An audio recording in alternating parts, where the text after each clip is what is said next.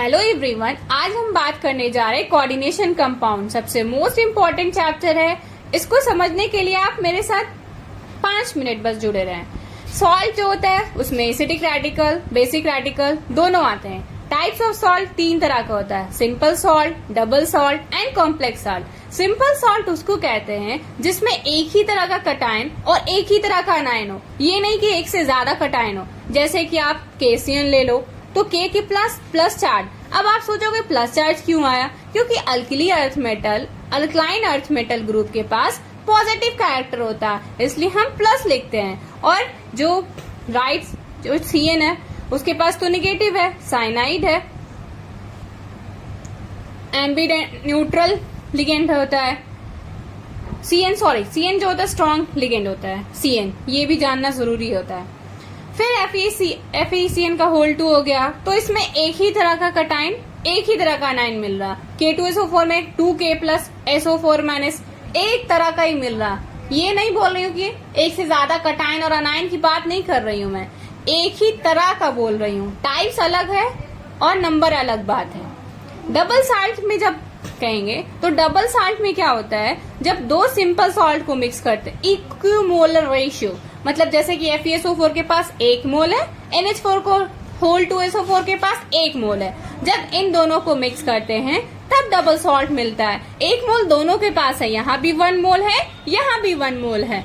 अब जब हम इसको डिसोसिएट करते हैं तो एक से ज्यादा कटायन मिलता है। यहाँ जब डिसोसिएट किए तो एक ही कटायन मिला ना, Rb प्लस ही मिला ना RbCl को जब हम वाटर में डिसॉल्व करेंगे। ऐसा तो नहीं कि कुछ और मिल जाएगा, एक ही तरह का कटायन मिलेगा। बट डबल सॉल्ट में क्या होता है कि एक से ज्यादा कटायन मिलता है। जितना भी एलम हो गया, एलम, ये सारा डबल सॉल्ट के अंदर आते हैं।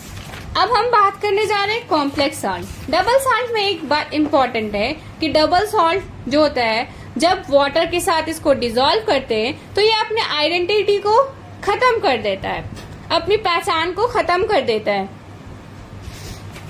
अब हम कॉम्प्लेक्स सॉल्ट की बात कर रहे हैं। जब दो या दो से ज्यादा कंपाउंड को मिलाएंगे तो मिक्स करेंगे तो क्या बनेगा? कॉम्प्लेक्स सॉल्ट बनेगा। और ये वाटर के साथ जब हम इसको डिसॉल्व करते हैं तो ये क्या करता है,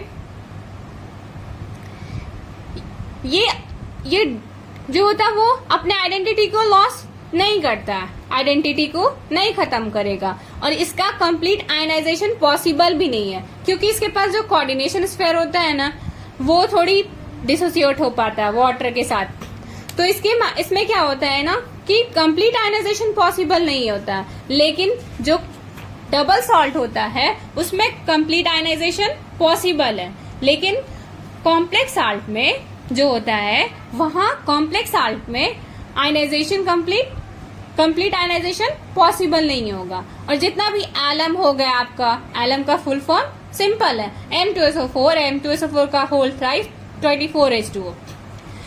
M मोनोवैलेंट होना चाहिए और M ये ट्राईवैलेंट कटायन होना चाहिए। लेकिन आपको ये एक बात याद रखना है कि बोरोन +3 नहीं आना चाहिए। क्यों नहीं आना यहाँ पे? और एक बात और, डबल सॉल्ट जो होते हैं वो सॉलिड स्टेट में स्टेबल होते हैं, लेकिन कॉम्प्लेक्स जो होते हैं वो सॉलिड और एक्वस सॉल्यूशन दोनों में एग्जिस्ट करते हैं। ये नहीं कि सिर्फ सॉलिड में ही एग्जिस्ट करेंगे।